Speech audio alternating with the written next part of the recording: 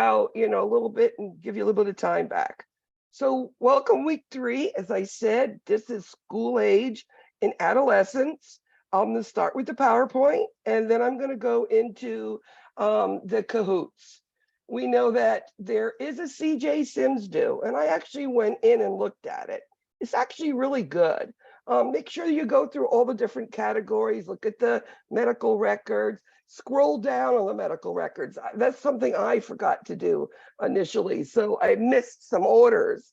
So just be very careful with that. And if you need help, let me know. Yes, Rosangel, can I help you? Yes, I have a question, Professor. For the exam next week, would it be at 8 p.m.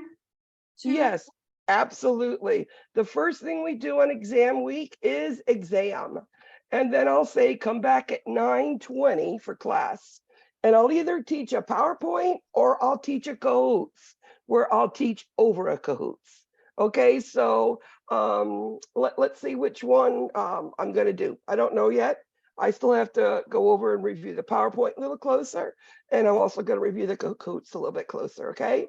So whichever one I think gives you the best information, that's the way I'll go. But you'll always get the concepts you need. I'll never leave you slacking on that. Any other questions? Thank you, Rosanda. I appreciate that. Remember to come in on your Zooms, have your ID. I will check your areas. Hopefully you all have your whiteboards, or get a quart baggie and write with a dry eraser on it. I mean, there's all different things you can do, that cost you no money that you have in your house. So you can use those things. I don't mind. Do you need one? Like The whiteboard, if you don't use it in math, you don't need it. But if you're the person who has to write stuff down to do it, yes, because you're supposed to erase it when you're done. That is, keeps the integrity of the exam, blah, blah, blah, blah. Okay. I mean, you're going to remember there's a DHQ, there's 2 of them. There's a mics per kilo, figuring out dosages. There's always a heparin question and always an ml per hour. Those things you could be guaranteed, okay? My review is going to be Friday at 4 p.m. So if you can come, if you can't, I will record it and you'll have it posted by 6 o'clock Friday night, okay? How's that? Just enough time for the weekend to get going. All right, here we go. Here's our PowerPoint. Again, remember, if you don't understand something or I'm not explaining it correctly, stop me. Ask me a question. I do not get offended, and I'm not that student, that professor who holds grudges against those who ask questions. I encourage them, okay? So school age is ages 6 to 12. It starts with the beginning of losing all of your deciduous or baby teeth. So usually at age 6, they're losing 1 or 2 teeth, in that year. I'm still waiting for my grandson. He's 6.5. Hasn't done it yet, but I know it's coming soon. At this time, again, still, they're growing slower, less pounds and less height. But it's consistent. It's more like a step stairs of the way they'll grow, get a little heavier, they'll grow, get a little heavier. It's just what they do. And they're starting to get more and more mature, which means they're understanding, they know how to behave, they know what is expected of them, and that's that maturity.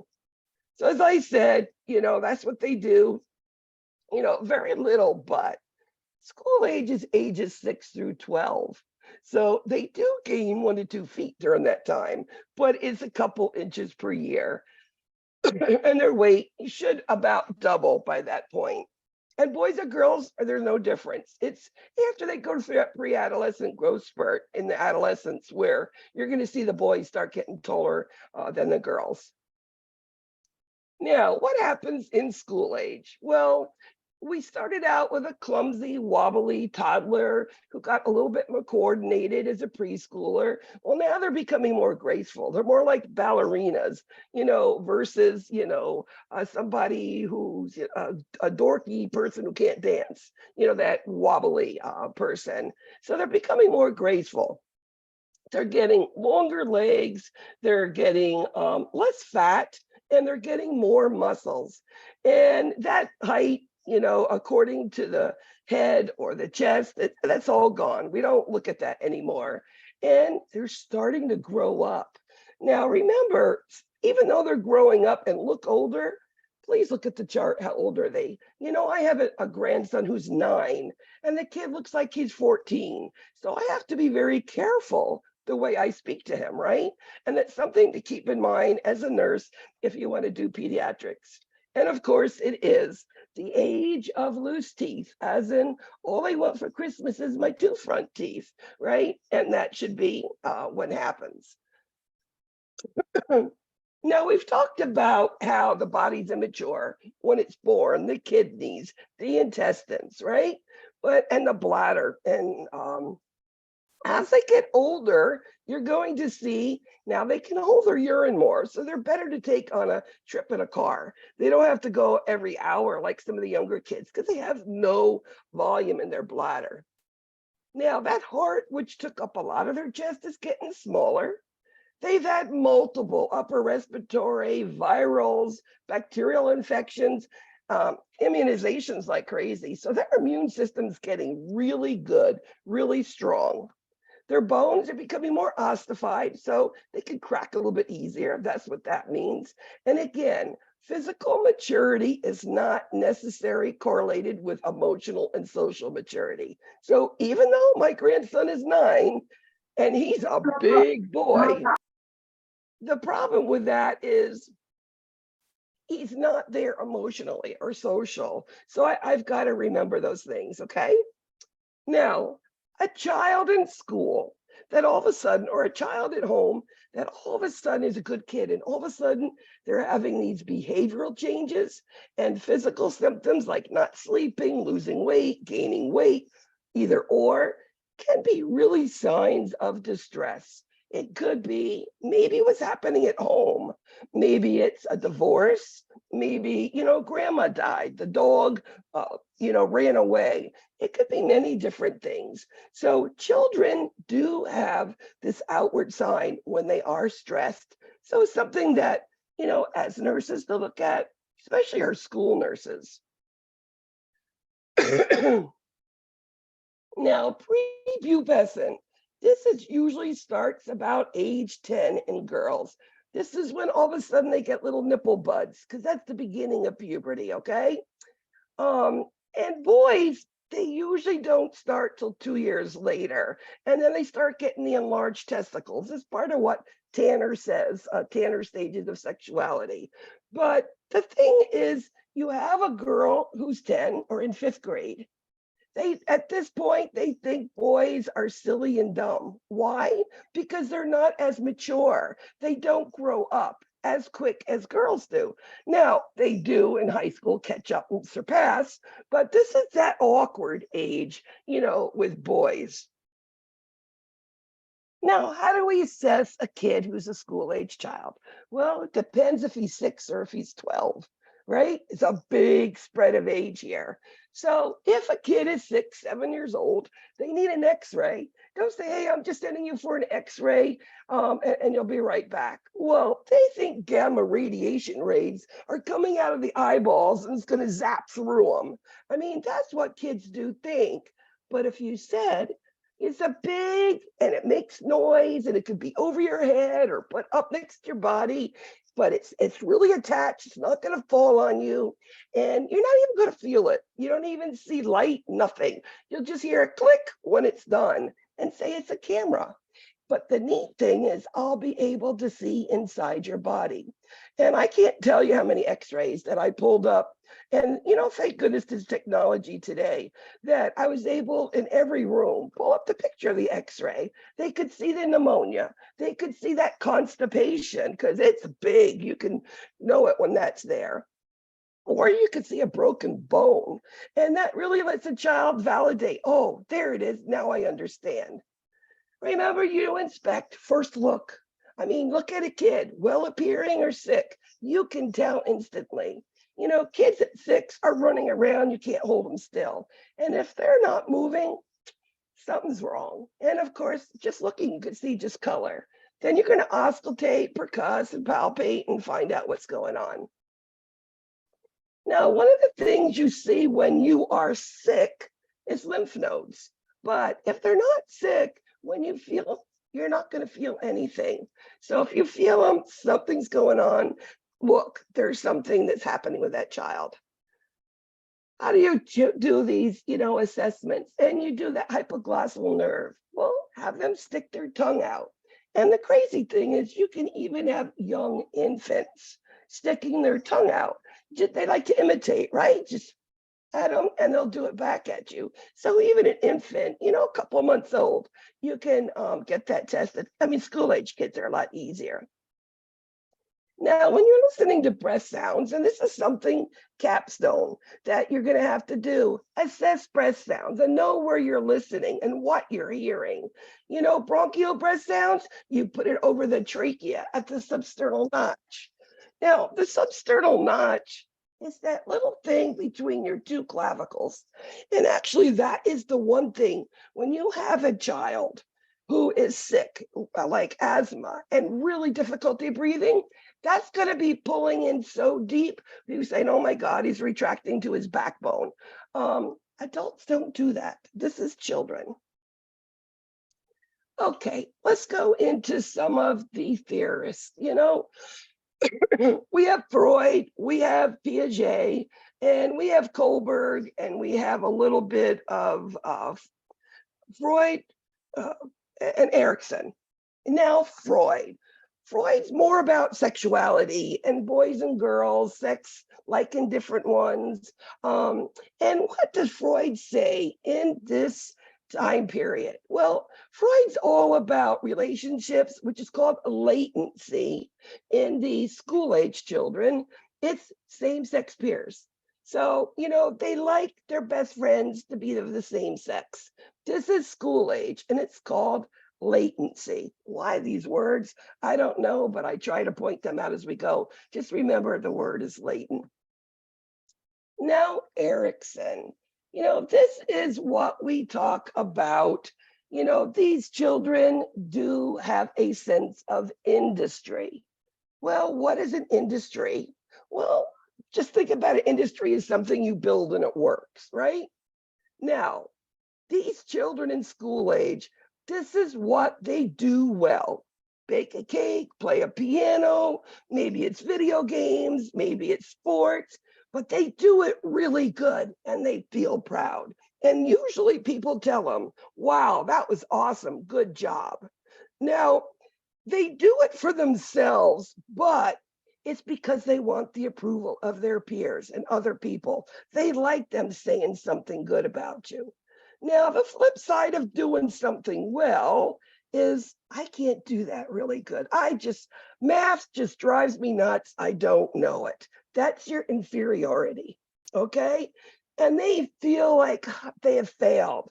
They should be able to do everything right, everything the best. And we know there's no way anybody can be perfect at everything. There's a few things you're good at and some that you're not. So the thing with this and why we say this is, let's say you have a school-age child in the hospital for an extended period of time.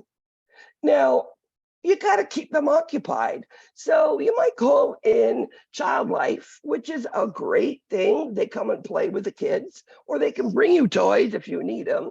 And let's say the school-age children need something to keep them busy. They're well enough, but not well enough to go home. Well, you would not get a puzzle with 1,000 pieces because that kid's never going to finish it. And he's going to be frustrated. So then he has a sense of inferiority. But you might get a puzzle with maybe 100 pieces that they can, it might be a little bit challenging, but they can finish it and accomplish it. And guess what? That is the feeling of industry, okay? Inferiority, you don't do it well. Industry, those things you can do well. Now, Piaget, remember, is thinking and understanding a piece and then building on it, expanding on it to the point where you can totally understand and figure out how to get out of that paper bag type thing, okay? So Piaget, at this point in time, understands that even if you have 2 glasses of water, a tall one filled with water, and there's a short, fat one, and you take that tall one and pour it into that short, fat one, even though the tall one looked like more, it's still the same amount. Okay. And that's what Piaget talks about. You know, they love to have classifications. Like some of them like to have all their clothes lined up, the short sleeve, the long sleeve. I mean, this is classification. Some of them get even into that much right there. And they're starting to understand more and more like why things work. And they're starting to use that. This is basically what I just said about their understanding. Younger kids don't understand. Like if a nickel is bigger than a dime, they might think the nickel is more money as a preschooler. But now this school age already knows a nickel is less money. But again, it's understanding and learning. So concrete operationals is what this is called. And part of it is that conservation, which is that short and fat short cup. It's called conservation. Why conservation? I don't know. But it's also they're starting to understand things like, I see, you know, my sister on the couch, she don't look good. Let me go get her favorite doll, make her feel better.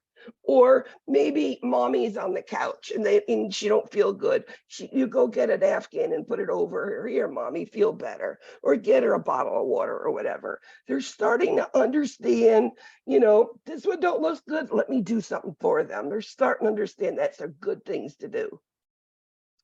Now, formal operations, this is really into your adolescence. And think about yourself as adolescents. When you wanted something and mommy and daddy said you couldn't, how many things did you devise in your mind or things you did to make them say, well, they did all this week. Okay, I'll let you go. So you figured out 10 different ways to get what you want because they said no, and you got it done, didn't you? That's formal operations, okay? So concrete operations, school age. Formal operation is your older school age, but mostly gets into your adolescence. They can figure it out. What do I need to do? I'm going to get to what I have to do this weekend, and I'll do whatever I take. Yes? They figure out how to annoy us. They know how to do it. Right. And at that point, you're like, okay, yeah, go to your friend's house. Get out of here. Leave me alone. Right? Yeah. They understand whether it's doing good things or even, like you just said, annoying you. I was a single parent with 2 teenagers, 17 months apart, a boy and a girl. And let me tell you, I held on for the roller coaster ride. That's all I ever say about that. But yes, Kohlberg, right and wrong, doing the right thing. They like to please, you know, they don't want to go against rules. And even some of these children in the school age period, let's say they walking home from school and the kids go into 7-Eleven and some kid steals a candy. Well, this kid with good moral development will say, I don't want to get in trouble. I'm not going to do it. And it's because not they're pleasing, they just don't want that punishment. And that's also Kohlberg. So again, Kohlberg, good and bad and consequences for each and understanding that. And school age children understand it more than your younger kids do. Now, spiritual development. Now they have to see things, okay? They have to understand, be told things, read things, to be able to understand. That's that concrete. I need to see it. Now, they want to figure out what is this God thing all about? You know, especially if you're a family who goes to church or maybe grandma's the one who reads the Bible or whatever it is. They're trying to figure these things out. And they do want to learn and they start to understand it more. One of the things they do is if they do a bad thing, they expect punishment. For instance, there's been many a kid that's come in to the ER who had an appendicitis, needed to go to surgery. And I would sit down next to them and sit, knowing that they feel that they've been punished. I said, listen, this appendix is this little piece of tissue. You don't need it. And sometimes it just says, hey, take me out. And I said, it's nothing you did wrong. It wasn't because you hit your sister. It wasn't because you got a D on the test and mommy's angry. It just happened. So God's not punishing you. And you know, these children feel relieved that I say that. I also say when the surgeon's done, I'll tell them to put an extra stitch so your insides don't come out, especially the younger of school age. And they really appreciate that. They go to surgery feeling better. Social development, peer group, as again, is very important. The peers are so important that you might have kids that are in soccer and the other friend is in baseball, and he might switch sports just to be with his peer, his buddy. Not uncommon at all, because they want to be there. They're big influenced by these things. Remember, any sort of club, peer group, whatever, you always have to worry about bullying. And as parents, even though they're off with somebody else as the parent role or over that group, that sports group, that Girl Scouts, the Brownies, whatever it is, remember, you have to be aware of what's happening, because things could happen and you still need to intervene there. So they're not a breakaway from the family yet. You're giving them that independence to go to these groups with other people watching them, you know, and then, you know, showing up for the game or go to the medal ceremony, whatever it is. But again, this child is pushing away from always in the family. Now other people are involved there. And at this point, parents are the adult. They can't be the friend. They still have to guide them carefully. Play will always be an important part with children, okay? And one of the things is because there's rules and rituals. What do we do when we go get a job? There's rules and rituals that have to be done. We're sort of teaching children how to be adults when they grow up, how to work as a team, how to work alone, and how to feel good about themselves. They're starting as in this younger of school age. They're aware of what they do good. They're understanding, you know, right and wrong, values, morality. And then they're realizing, you know, I got big, beautiful brown eyes with long eyelashes and everybody tells me about them. Or I really like that blonde hair on them. Or, you know, he's skinny and he's fat and different colors of skin. They're starting to realize all of this where they didn't really notice it before. And as I said, other adults, like those team leaders, those sports, you know, who's ever, you know, in charge, they are really important for these children's for success in growing up and, you know, experiencing these things. So we know that they're out doing things, doing it right. It really makes them feel good. Again, you know, that's their industry, doing it well. Now they're starting to understand, like I said, there's difference in bodies. Again, the one thing that you'll always hear is the brown hair, the red hair, the curly hair, the blonde hair. And always you're going to see hair and eye color are something that most people like. They like girls, especially when you get up to the adolescents. You know, they like their eyes. They like to paint them and, you know, put makeup on it and look even prettier, right? And again, they're aware that children are different. Some kids, they don't understand. You know, Christian has a friend who's autistic, and he just knows that there's certain things he has to do for him, but he's his best friend, and he loves playing with him. And somehow they get along, and it works really well because Christian's a very sensitive kid. And he understands other people's feelings, which is an incredible thing at that young age. We know that school age 6, they're now in kindergarten, they're in first grade, and now again, it's away from the family. And again, there's all sorts of cultures in this school, and they're starting to learn about other people, other things, and then peers. They have their peers at all ages in school age. Nutrition will always be the most important thing for growth, development, and cognition. Okay, they're going to be able to think. They're going to be able to do good at school, sports, etc. So we know today, food isn't always in the best quality that we can have. I mean, most people in most families, it's two parents, both are working, like you all, someone's going to school, you have children, it's like run by the fast food, get something, hopefully that you have a abuela or a nan at home, who's cooking for you, but not everybody has that. And it can make a child have some nutritional issues. So it's something that we need to teach our parents about.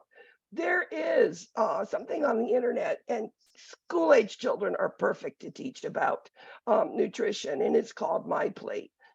So some of the concerns, as I say, with all of this fast moving food and high calories and fats, et cetera, in it, there are some health concerns related to obesity. Because obesity today is reaching epidemic proportions. Why? Well, number one, like I just said, it's just the way nutrition is. There's no time in the day today because of it's so busy.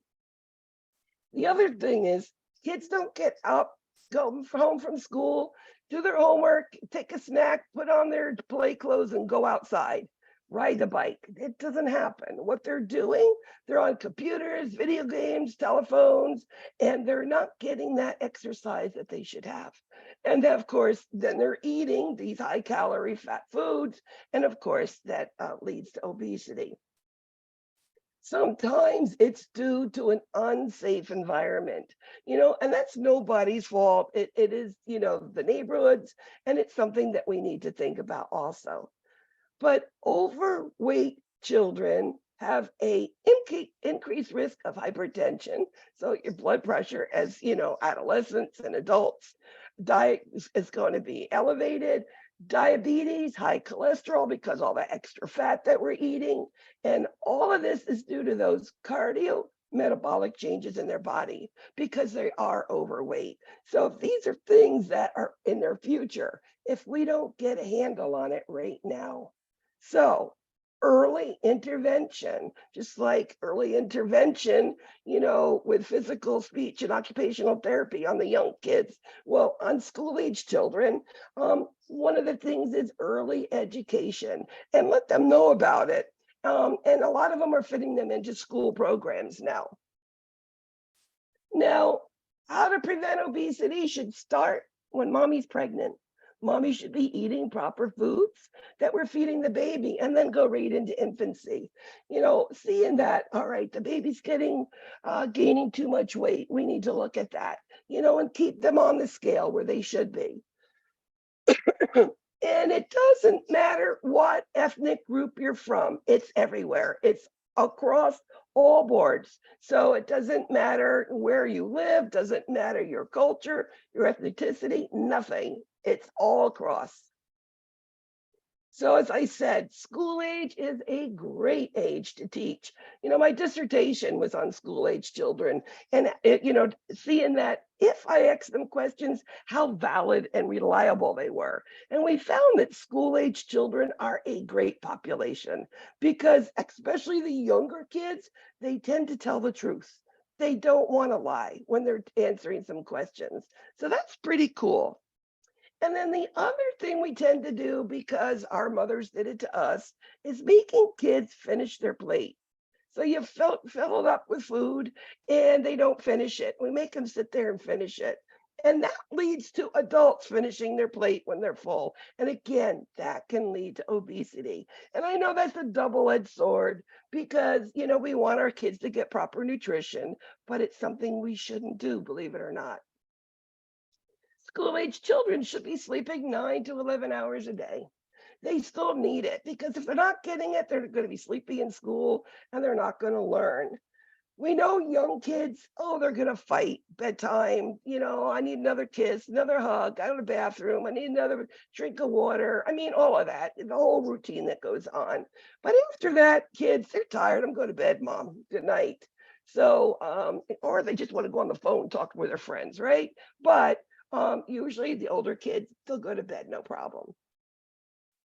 Sports, just like clubs, are good.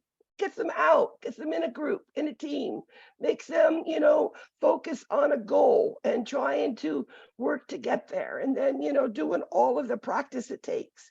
But remember, there is a lot of issues with bullying. There's a lot of issues, even with parents and the people and the fans in the stands.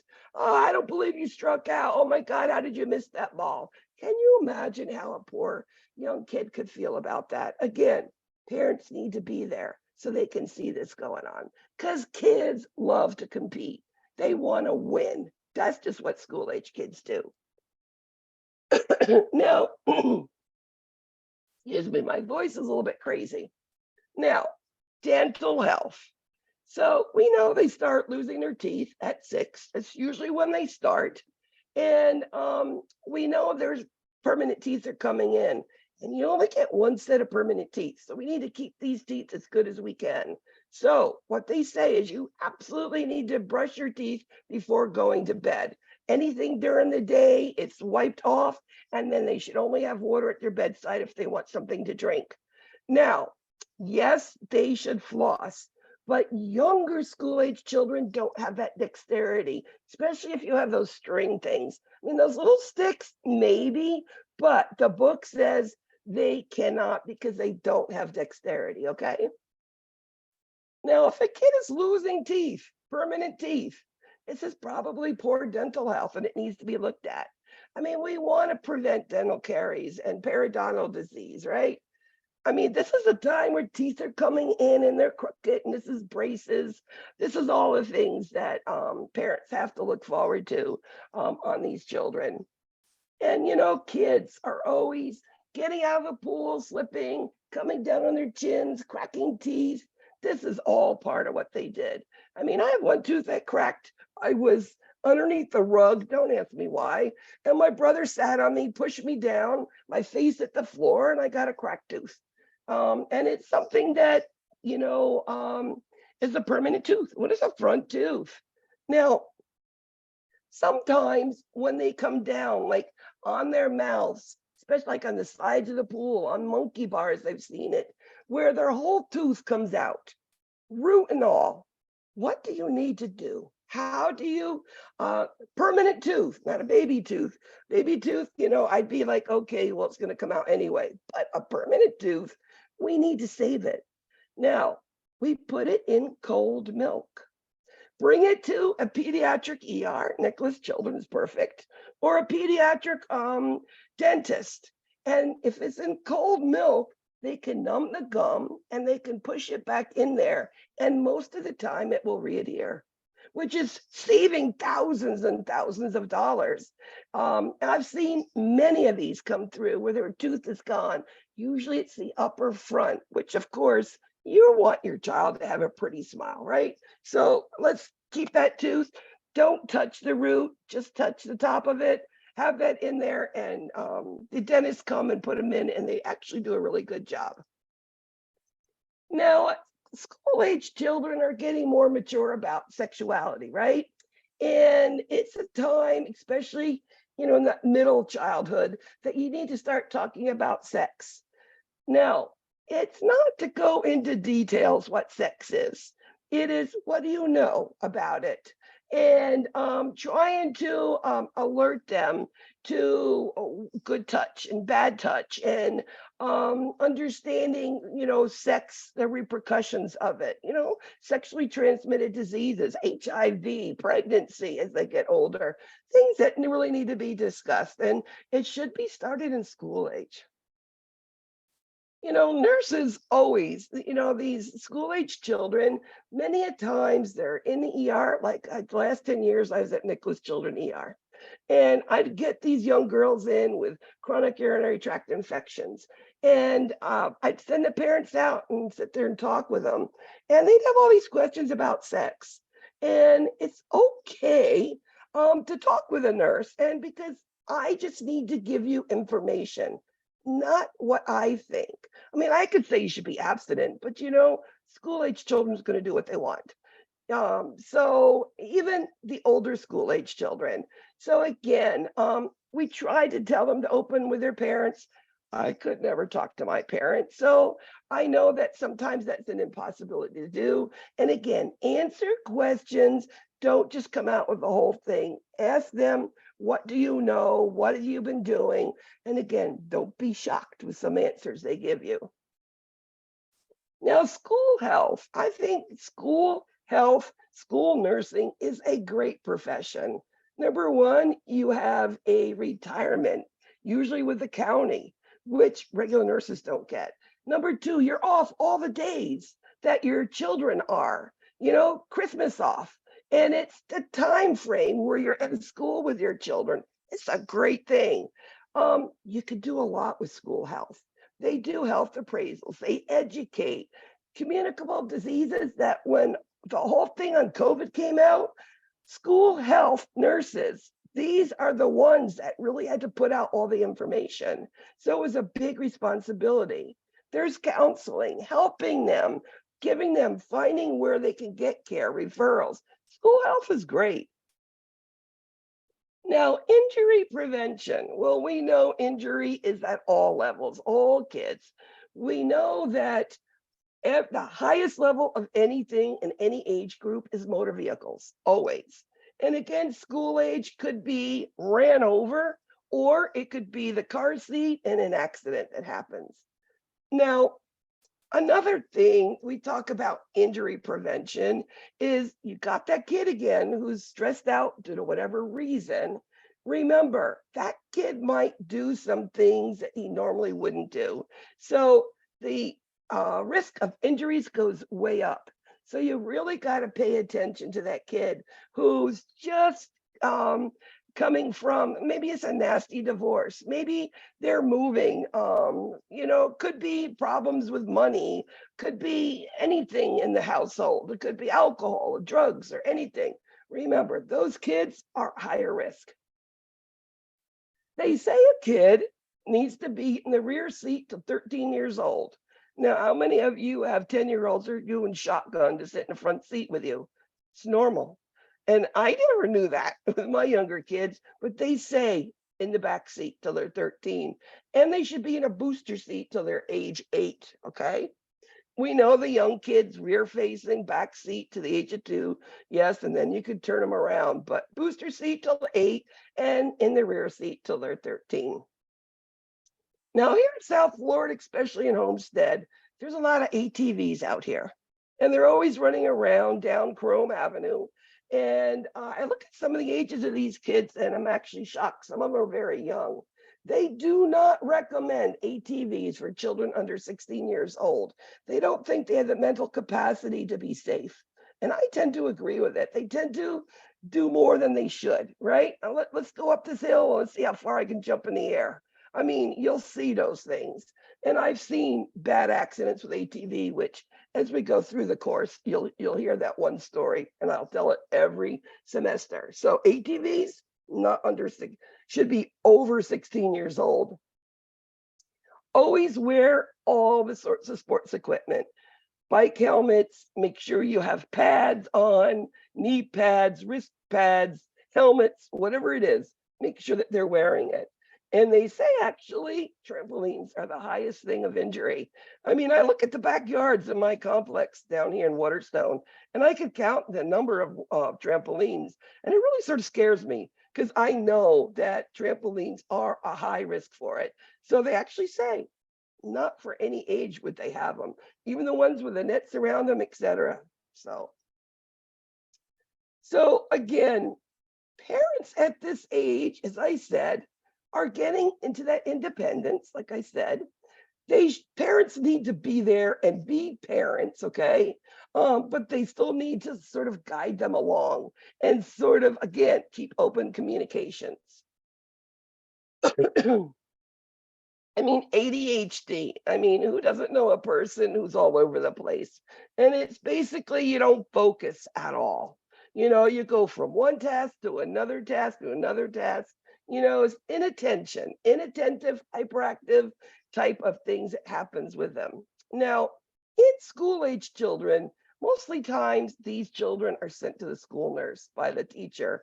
Usually they're disruptive because they don't know how to sit still. It's just part of their person, okay? So once that kid goes to the school nurse, don't think a parent has done nothing. Many of them have tried a lot of things, but it's just not working. So make sure you as a nurse, when you pull them in for a meeting to see what you could do to help your child focus better, let that parent describe what they've done at home to try to help that child or force that child into listening and finishing tasks. Once you hear all that, then you make a plan because maybe they've done everything but go to a psychologist or everything but try medications. Find out. So here's a question, Guy. You know this answer. A child has an false knocked out tooth. The parents are reluctant to try to reimplant the tooth. Where should the tooth be placed for transport? Where do you put it? Whole milk. Goat milk. Why do you think it's whole milk? I've been trying to figure it out for years. Calcium? Could be calcium. Yeah, I agree. It could be cold that stops the root from trying to disintegrate. I don't know, but cold milk is the answer. I've looked it up and still I don't really get an answer I like yet. So here we go, adolescents. As I said, these are my roller coaster kids. Hold on, because these kids are going to go from children to adults, and it's within 5 to 6 years. So it is rapid physical, cognitive, social, emotional maturation. And it is sort of scary to watch your child, son, go from 5'5" to 6'5", in a couple of years. It's just mind-boggling that they go that way. And then dealing with their minds and trying to keep them under control. That is, a goal. Every parent should pat themselves on the back when you get through adolescence with their children, because it is difficult. It's difficult for you and them. So biologic development, like what I told you, first happens in girls is breast buds, according to Tanner. Boys is testicular enlargement, and it goes through this stages. And Tanner's has it the way it looks. I'm not going to go deep in depth, but we know we go from nothing to something in either a boy or a girl, right? And where the start is, and then the rest all happens.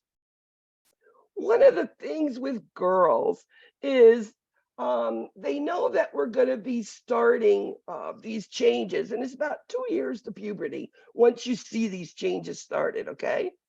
And then they start, puberty, start with their periods, and many girls have irregular menstrual cycles. Remember, they're growing like crazy. Again, this is that pre-adolescent growth spurt, 25% of their height and weight is all going on now. They need to eat good nutrition. They don't eat good nutrition at this age. They're too skinny, they're too fat, they're too whatever. And they don't have time to eat at this point in time. And we know that they're very moody. Hormones. I mean, the girl is their hormones. How many times do you hear somebody say, oh, don't talk to her. She has her hormones. She has her period, right? And this is the young child who's just trying to deal with what those hormones feel like. And we know at age 12, boys and girls both will start that 3-dose series of HPV. Again, there's Tanner's. I put it in there for you. You can look at that at your own time. As I said, adolescent growth spurt. They start, with this pre-growth of puberty. They start with the breast buds and the enlarged testicles. And now all of a sudden hormones start and they're going to grow 20 to 25% of their height within 2 to 3 years, which is a lot of height going on there. Obesity, sometimes you see it with those girls who get their period early. Like a girl gets it at 10 or 11 versus what the normal said. It's like 12 is what they say normal. Boys, no.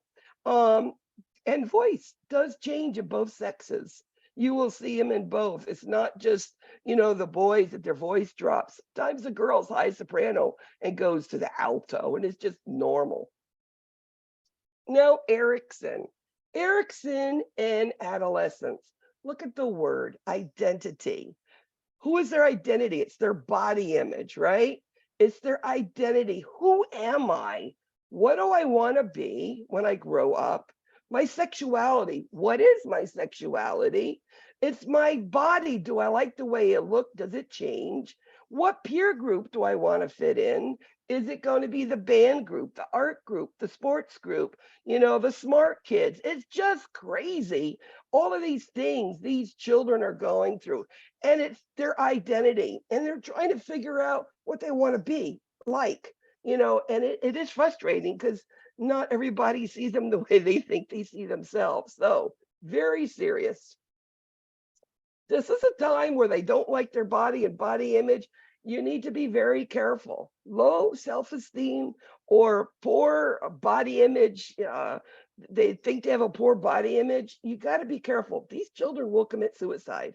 So any kid who mentions it, or you start seeing things going on where they're sleeping too much or not sleeping enough or eating too much or eating too little or not going to see their buddies in them, or starts talking about what's death like? What do you think grandma felt when she died?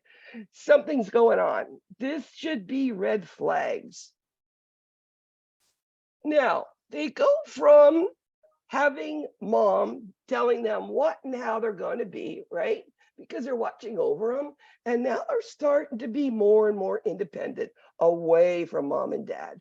They're starting to fit into peer groups. They're starting this intense sociability. They want to be out with their friends. They want to be at the ball games.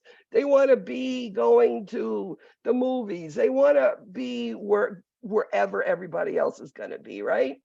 It's a very difficult time. And there's a lot of things like this intense loneliness. Think about, you have your best friend, you have a girl that's been your best friend, and you told her, oh, I like that boy over there, but he don't know yet. And then, 2 days later, you see your best friend kissing that boy. Now, how would that make you feel? Yep. Well, number one, you've lost a best friend. You've lost the guy that you wanted to start talking to.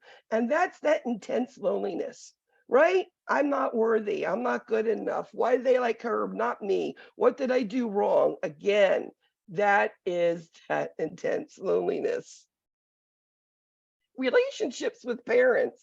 Well, we know when they're younger, they love mommy and daddy and hugs and kisses. And now it's like, get away, leave me alone. Let me do what I want. Can I have $20, please? It's just, or can I have the keys to the car if they're at that age? We know they go through that. Now, it is major conflicts over independence and control and their responsibilities. And how do they treat their mom and dad?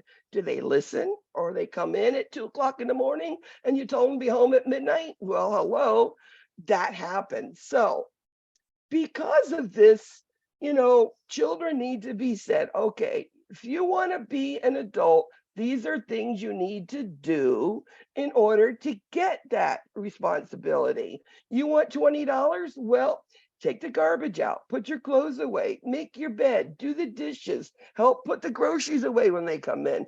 Give them something to do, and then they've gained the responsibility to do these little things that they want to do within reason. Okay? Difficult. Sometimes you have to make a contract with these children. 15 to 17 are the most difficult. They're not quite there and they're almost there. It is a rough time. Relationships with the peers. Well, we know peers rule, your son or your daughter at this point. What that peer group wants them to do, they're usually going to be following it right along. So it does provide them a sense of wanting, being, and belonging. And it does start them being more independent, away from mommy and daddy. Doesn't mean it's always good, but it's what happens. Now, best friend, yeah, you usually have same sex, but not all the time with adolescents. You have many boy-girl best friends that are truly just best friends, but they're saying usually it's the same sex. Now, One of the things they say that how you treat your best friend as an adolescent is how you're going to treat your partner in life later on. So if you're sensitive and understanding and wouldn't do wrong, et cetera, that's how you're going to be later on. So it's something to look at because this is the start of building that very close, intimate relationship. And I'm not talking sexual. I'm talking about whatever you want with these people. Intimate, understanding you more than mom and dad ever would understand because we don't understand nothing. So building a rapport, we know is important as a nurse. Now, I'm an adult. I mean, I'm threatening. You know, how many adolescents have come into my ER?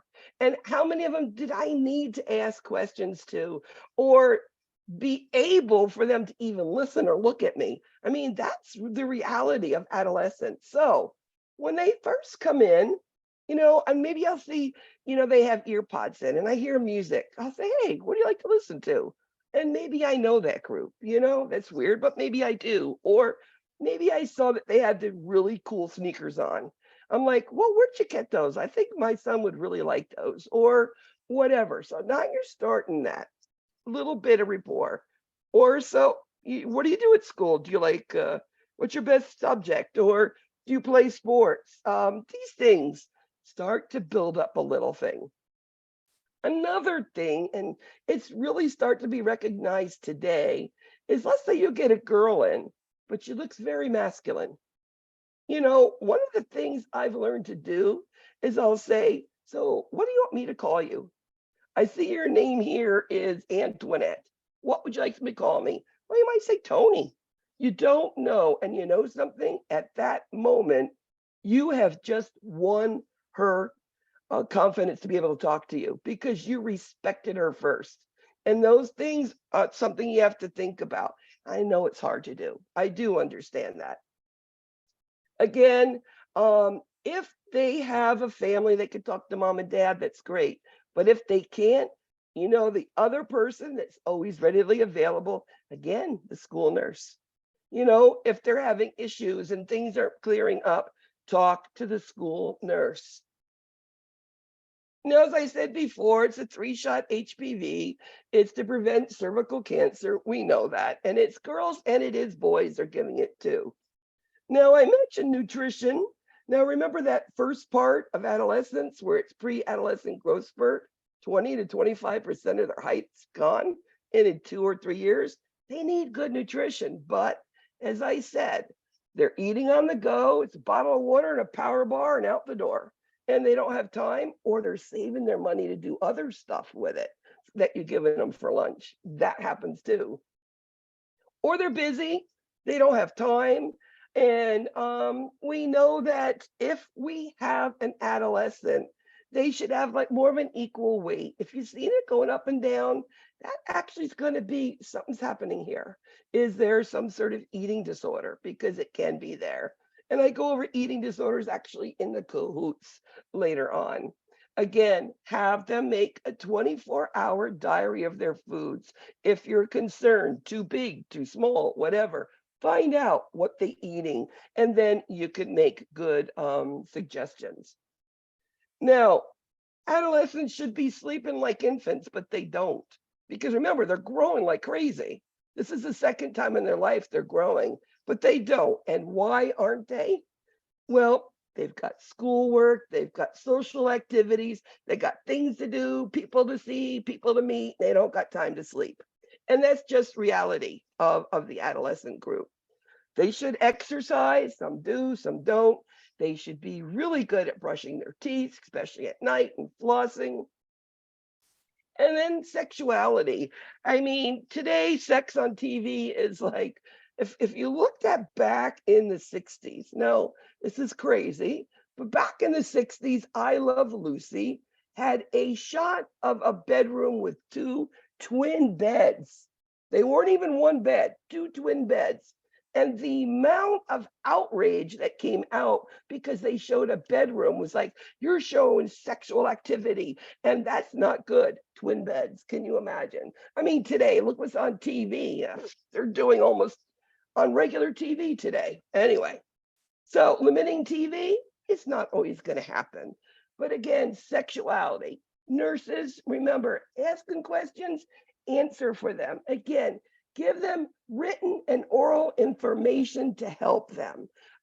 Again, parents, not always, school nurses, of course, and then Planned Parenthood, if the government keeps it open, right? Again, safety promotion, injury prevention, motor vehicles, number one, adolescents, number one. They're driving the cars now, and that's really scary. And remember, ATVs, motorcycles, scooters, all of that is injuries. And of course, you'll see firearms, sports injuries. Of course, they're not warming up good. And our goal always is injury prevention. Try to teach these kids right. So Matt is 14 years old. He's always eating, although his weight is appropriate for his height. What's the best explanation for that? A, It's normal. Remember, pre-adolescent growth spurt, he's going right up. So it is normal. And this is when you can't keep food in the cupboard. You know, I had a kid who went from 5'2" to 6'5". And, you know, thank God the last part of it, he was in the army that fed him because I could not keep food in that cupboard. You know, it was constant. And he still was skinny as a rail. Any questions so far? Don't you love your adolescents now? I love all kids, believe it or not. I do. I got good rapport with them all. It takes a little effort. So here we go, cahoots. Who wants to win tonight? Kelsey, you gonna win tonight? Maybe. Hopefully. There you go. Rose Angel, you can do it. I know you are competitive.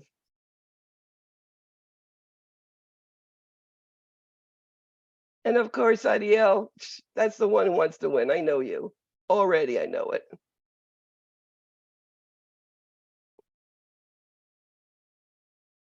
I think Karen's going to be up there too tonight. Yeah. So do you have an adolescent, Karen? I have a 12 and a 14. Good luck.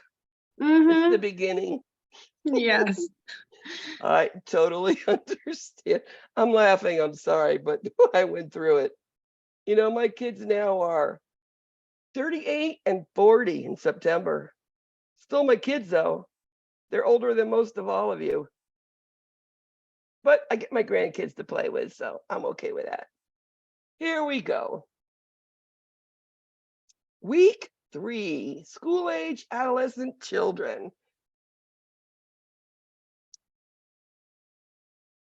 How does the onset of pubertal growth spurt compare in girls and boys? So puberty, when does it start with girls? And when does it start with boys? Remember, girls at that age say boys are stupid, right?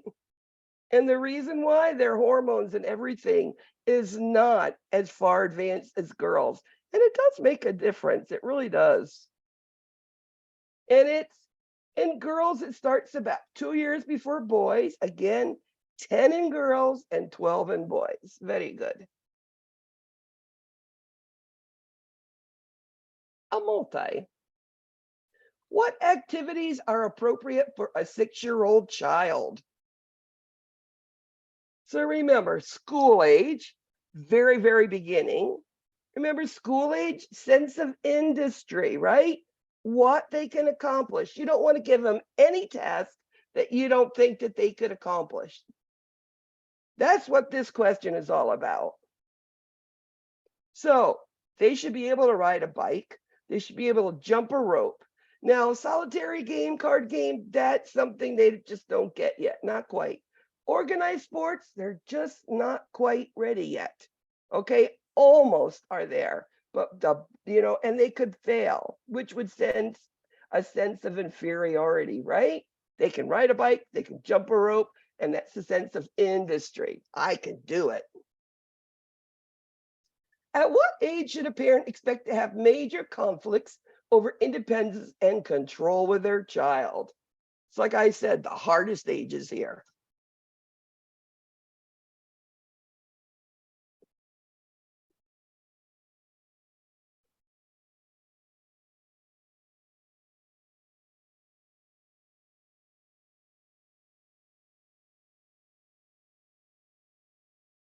And this is the 15 to 17. This is the middle of adolescence.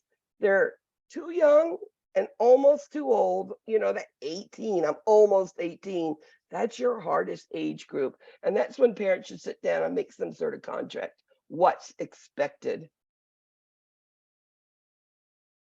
Signs of onset of puberty in girls starts with what, according to Tanner?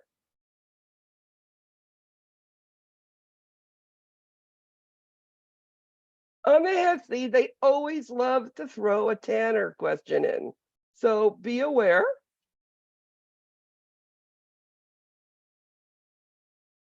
And that's development of the breast buds. Very good. It's like the really start, you're like, oh, my baby's maturing. The onset of puberty in boys is characterized by. Now, as mothers, we usually don't understand or see this unless we catch them in the shower or something, right? But this is what you know is going to be happening. And that's the testicular enlargement. That's the first thing, okay? According to Tanner. What do we use to determine if a female has reached the age of menarche? Again, that's what this is used for, so we can understand where are they? How do we expect what's coming up next to be prepared for?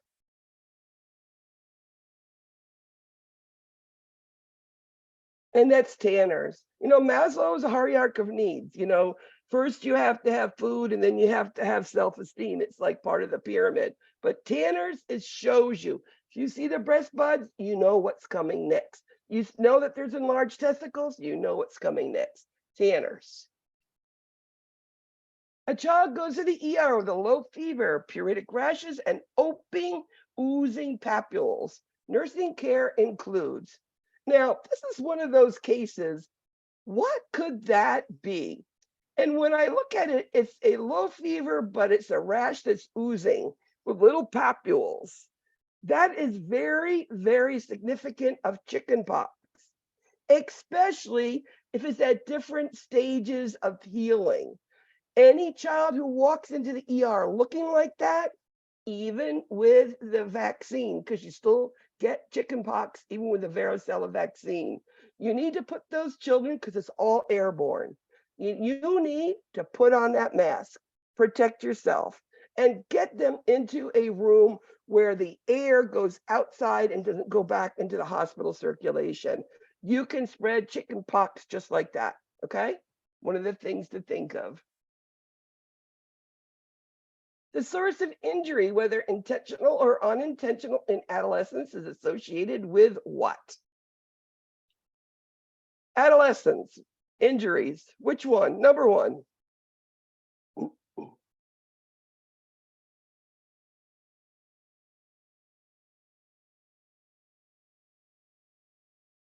Remember, I said whether they're driving now or they're in a passenger seat or ran over by cars or hanging on a car, get thrown off and down a cliff, because that's what adolescents will do. It's motor vehicles. If a parent feels uncomfortable talking about sex education, who's a good resource?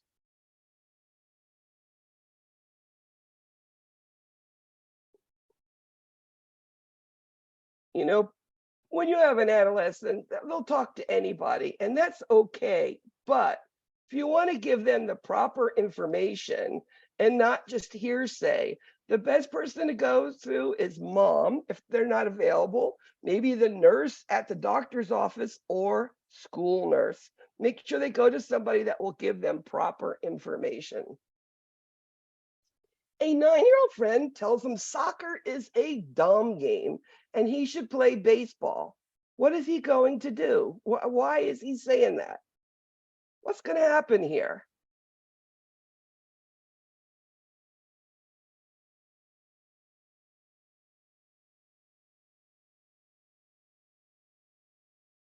Remember, they love to please their peers, and they will change sports because his friend's going to be in the other thing. He's going to go there with them. Just what they do. During admission, the father of his 16-year-old says, "We are Buddhist. Culturally competent care includes what?" You know, Miami, you'd be surprised. There are so many cultures, and it's really hard to understand those little idiosyncrasies of all of them. But again, I always ask. And a parent will be appreciative if you ask them if there's anything special you need to know. They appreciate it.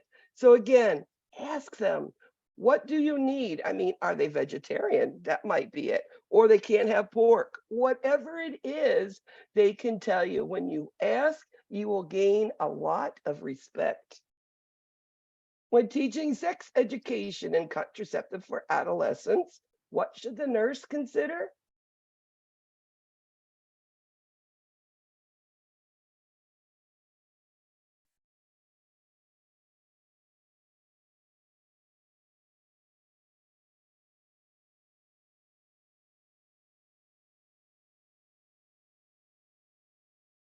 So remember, when you're talking about sex education, you're talking about adolescents, they do need information, but they need you to tell them only facts, not your opinions, and in the written, giving them pamphlets, handouts, whatever you have, and that's what they need.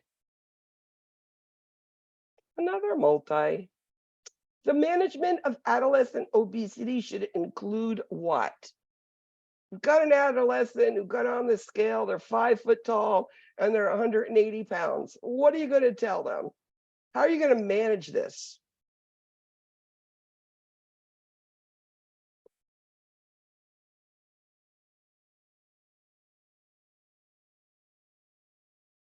So, of course, keep that diary. I want to know what you're eating. Always let them have that cheat meal somewhere, okay? It gives them something to look forward to. Now, diversion is not good for adolescents. Your younger children, you can do that diversion, and that can help.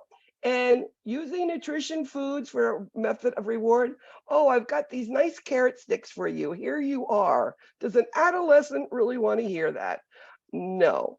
But they want to know on Sunday you can have a scoop of ice cream, right? Infants go through a predictable sequence of growth and development, and this is called. Now, I'll always go back and throw questions in here from another week, just trying to keep you remembering and understanding. Predictable sequence of growth and development. And it is sequential trends. It's, that word you think it can't be because it's too obvious. Well, this is one of the answers. Yes, it is. Absolutely sequential trends. Which benchmark serves as the end period for school-age children? So they're at 12. What do you see at age 12? Because now they're going to be starting adolescent.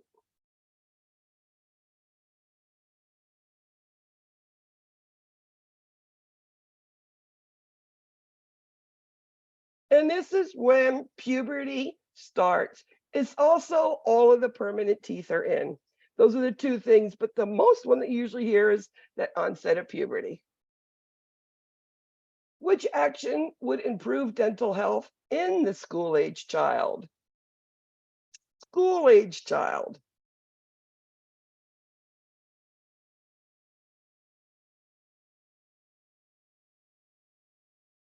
Good picture, isn't it?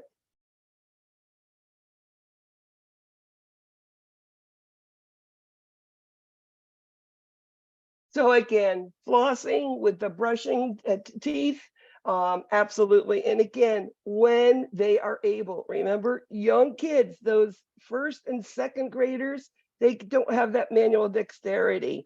But after that, they should be all flossing with brushing. Generally, the earliest age at which puberty begins is?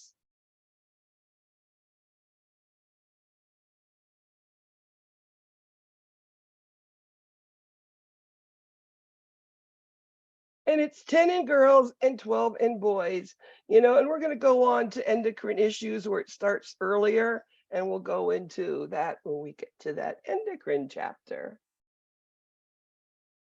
An 8-year-old girl says that she has cancer because God is punishing her for being bad. What is she talking about? Remember me talking to that kid having an appendix? And why did I do that? Why did I talk to them?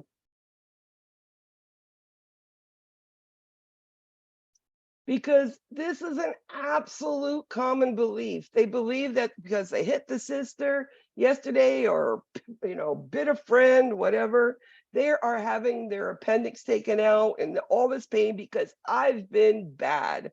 And school-age children need to understand that no, it's not because you were bad, it just happens.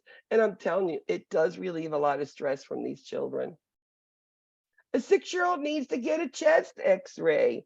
Which explanation is best? Again, a 6-year-old would be different than a 12-year-old. Most 12-year-olds.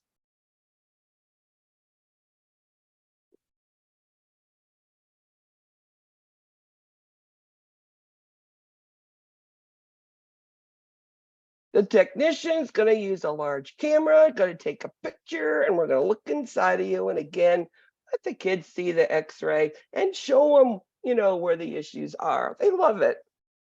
How do you get an adolescent to open up about their sexual history? Remember, you're threatening. You're an adult. All of you, at any age, you're older than an adolescent. I ain't telling you.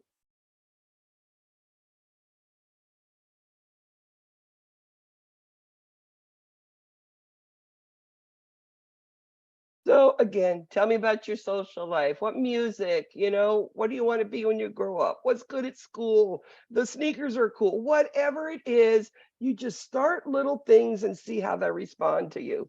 Or ask them, what name do you want me to be called by? All those things help. How do you get an adolescent to be more receptive to talking about their health and sexual exploration?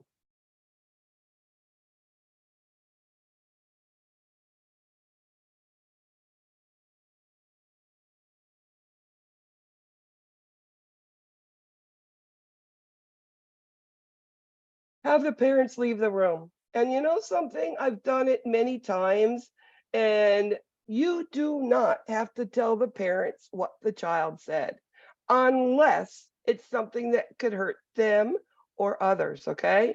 So I know it's like parents like, but I want to know. Well, as long as you've done the right thing, told them the right way, and they're not hurting themselves, that has to be your respect, or they're not going to talk at all. And then that child's going to get no help. A multi. When educating adolescents about the risk for HIV and hepatitis, what would you include?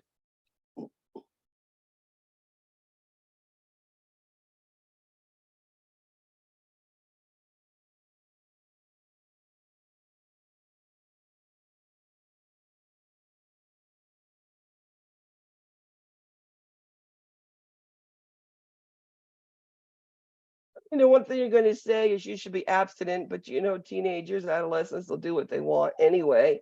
So at least tell them condoms if they're having sexual intercourse. Hand washing always works, no matter what. And I hope they're taking more than a shower every week, right? A child has a knocked out tooth. Where should the tooth be placed for transport?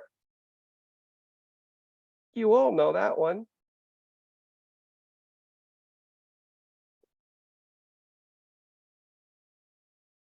And it's cold milk, and I've seen them reimplant and take, and, I think that's awesome. Save money for sure. A nurse planning care for a school-age child should know which thought process is seen. School-age children, thought process, cognition, Piaget. What does he say? You see how I read that question? Now what would be the answer? What does Piaget talk about? And I told you it's a word I have no clue why they use it. And the answer is the ability to conserve. Tall glass, short glass, it's the same amount. Big lump of clay or squash clump of clay, it's all the same thing. It's conserve. Why that word? I don't know, but know that word. Okay. What stage of Erikson would you use for a school-age child? Remember Erikson, which is the one that's the age of school age? You have infant, you have toddler, preschool, and school age there. And you need to know the difference. Remember, school age children want to do something well and get the compliments from it. The industry is what they do well. Inferiority is what they don't do well. Trust versus mistrust. I'm an infant. I cry. I trust mommy and daddy are coming to get me. Mistrust, they don't.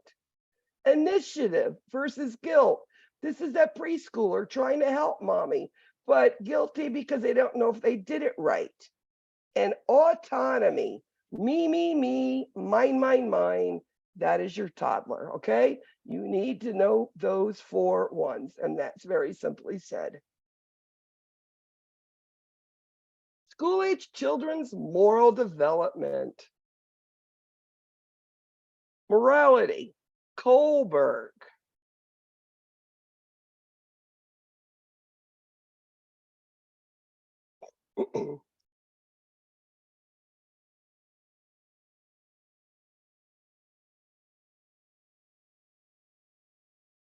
So school-age children wants to conform because they want to please. They are pleasers.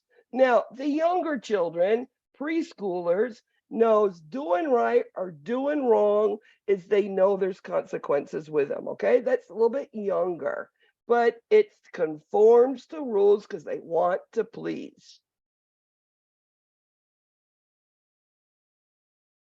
A multi. Anorexia nervosa is characterized by. Now, I've got about 3 questions on eating disorders. Didn't need to go into a whole big lecture about it. Anorexia nervosa, what is it? We know it has to do with weight, right?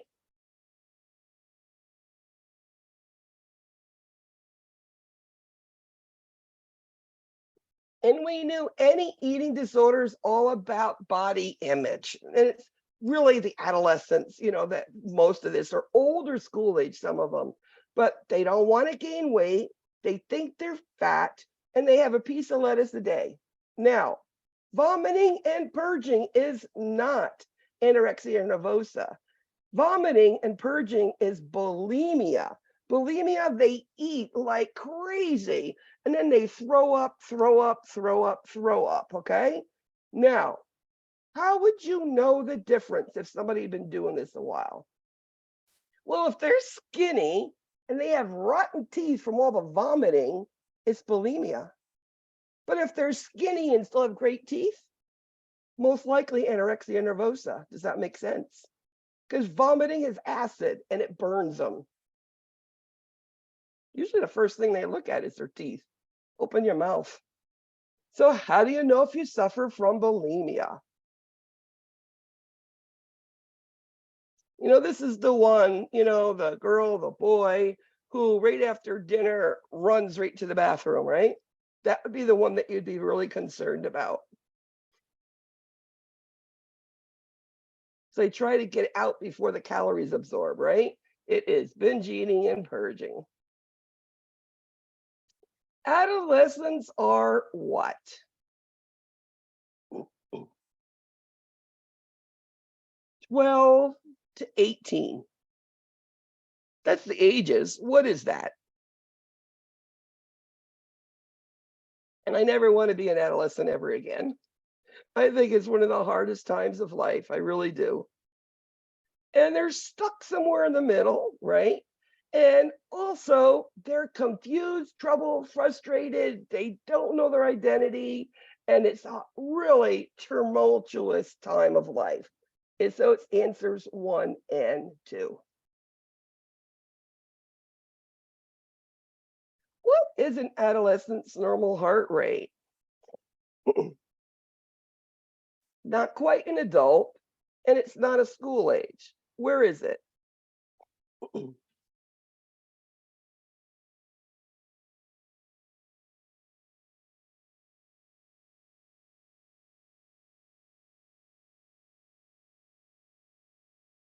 So your lower is a little bit lower and your higher is a little bit lower because the heart is actually more efficient at this age. They haven't done things to hurt it yet.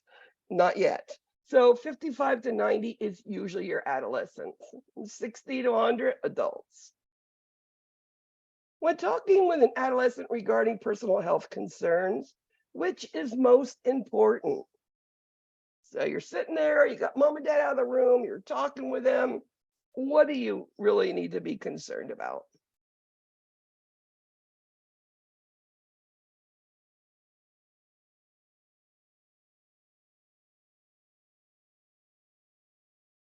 And you just let them express whatever. And the one thing I warn you, adolescents will come out with some answers that you are not prepared for. So don't look shocked.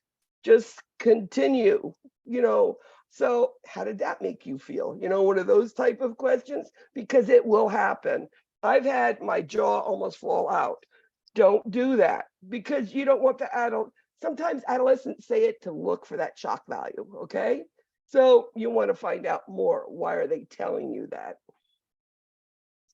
A parent says their infant puts everything in their mouth, according to Freud. How would you respond? Why do infants put it in their mouth? Again, I went back. And it's they explore the world through their mouths and they soothe themselves through their mouths. A multi. What could be a sign of potential child abuse?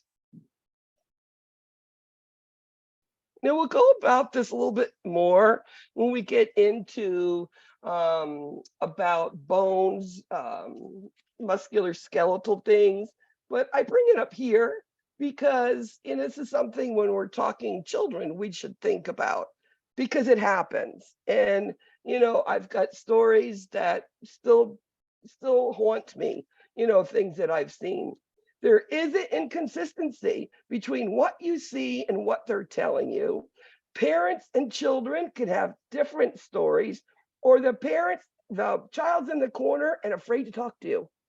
And it's not that the parents are very concerned. Sometimes, they're wandering around. Oh, let me go get something to eat. Like they're really not concerned. And you're like, something's not right here. But I'll be telling you a story about that too. In addition to injuries, the leading cause of death in adolescents, ages 15 to 19 are, we know motor vehicles, one of them for sure, right? What else?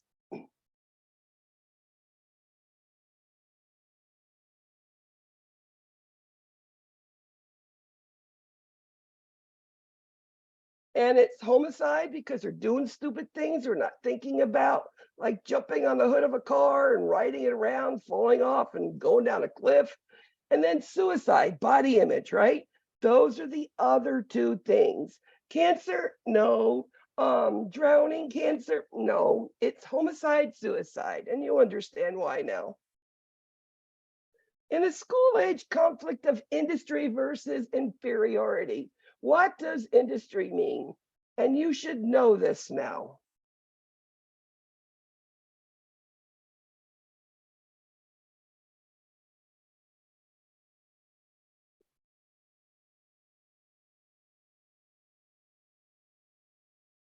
And that is mastering a task. What do I do well?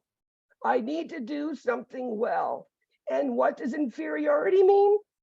I don't know how to do it. I don't do it well. I don't get praise from it. I want to do it better and I can't. But I do this really well and I get praise from that. Which age group prefers to be with members of their own sex? Same-sex peers. You remember, when you're talking about school age, it's 6 to 12. So you got to look at there's different portions of that.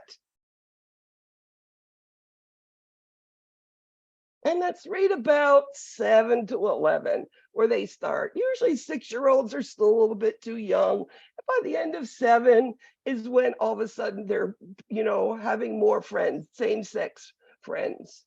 True or false? Home support is invaluable to the adolescent. Do they need mom and dad to be there?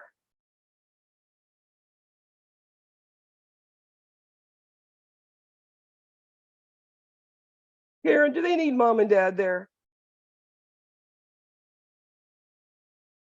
They need to pick them up when they fall down. You are the only person they have. This is what happens every time. There's both false and true are equal. Remember, adolescents don't want parents. They don't want you around. But when something happens and they're emotional, who do they run home to? It's because they can go home, and you need that. So home support, invaluable. Makes sense now, doesn't it? What clinical finding does not indicate an adolescent may be suffering from anorexia nervosa? They don't have anorexia nervosa. What's telling you that? They're skinny?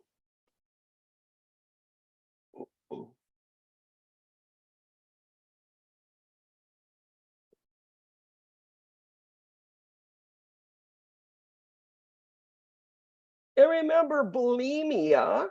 So if it's not anorexia nervosa, it's bulimia. And bulimia, they're vomiting. And they got that gastric acid eating on their teeth. And they do have teeth that look similar to that. Now, the picture I was shown is actually bottle mouth on a younger child, but it really showed what an adolescent or an older school age kid could look like.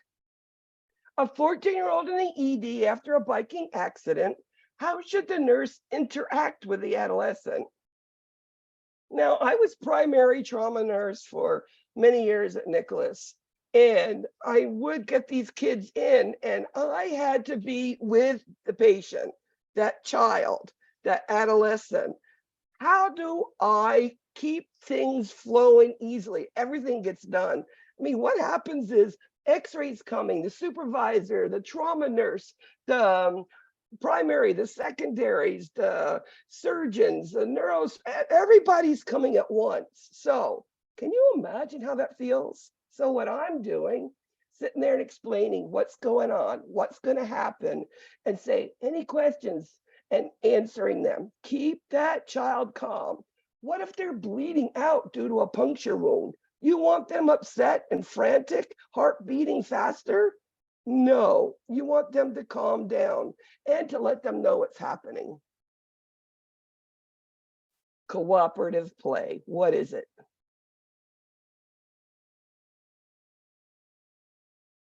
Remember, for your exam, there's parallel play, associative play, cooperative play. You need to know them.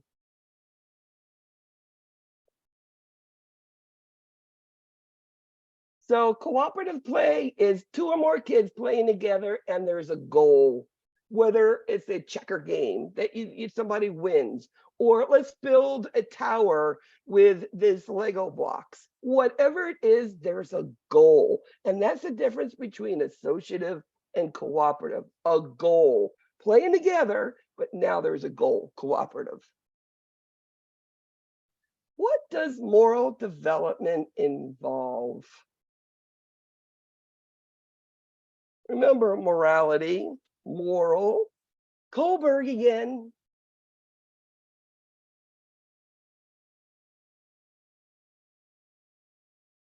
And we know as the kid goes from toddlers to preschooler to school age to adolescence, they know how to manipulate this and work it the way that they want. But it's all about right and wrong and the way that they should act. And as they get older into adolescence, is what does society dictate? How should they act in order to get along, not get in trouble? It's like learning how to eventually get a job, knowing how to behave to get that job that they want. Developmental milestones are important to observe because of what? I want to see, are they standing up by 9 months? Okay, that was a question again today. Standing up at 9 months, and then they're going to be creeping around and then walking by 12 months, at least trying to do steps at that point. So if they're not where they should be, their head is still falling back at 7, 8 months when you pick them up, something's wrong. So it will be early intervention. And what I love about children, they catch up so quickly, quicker than you could ever imagine, getting them to physical, speech, and occupational therapy. And when you go to Patches, you'll understand what I am talking about. Lymph nodes in children with normal findings should look like what?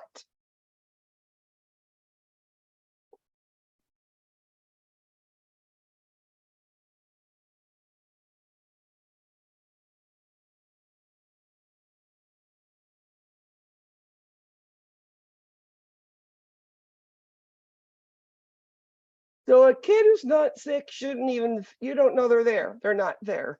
If the kid is sick and you start seeing lymph nodes, something's wrong. There's an infection. Depriving a child of food, clothing, and shelter is also called what?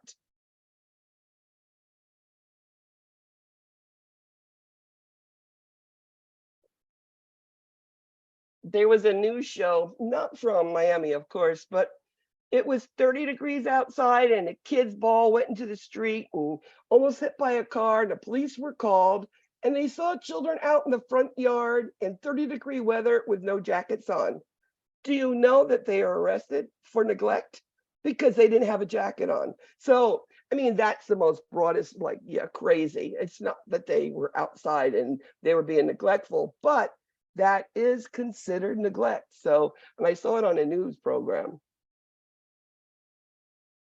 Which of the following immunizations is given in the adolescent stage? I mentioned it, I think, about 3 times. Excuse me.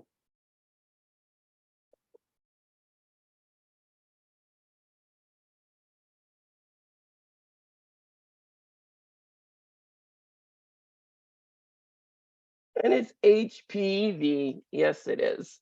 I think it's a great thing to have. ADHD most likely involves which of the following? So when you think of a child with attention deficit hyperactivity disorder, what do you think of? What a kid is going to be looking like?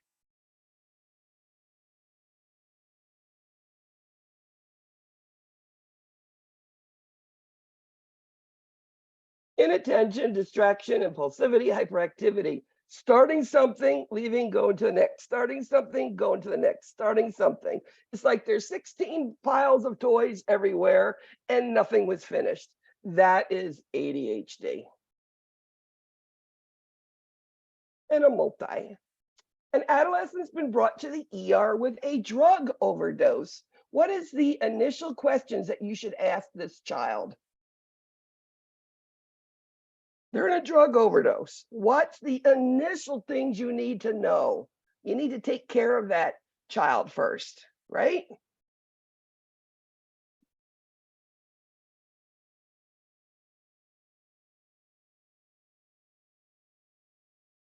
You want to know what type, of course. You want to know when did you take it and the mode of administration. If it's IV, it's going to wear off quicker, right? PO lasts longer. So these are things that need to be known so we know how to take care of those kids effectively. I mean, rehab, that's later. Right now, let's deal with the overdose. Adolescents typically place blank on peer relationships. Your last question.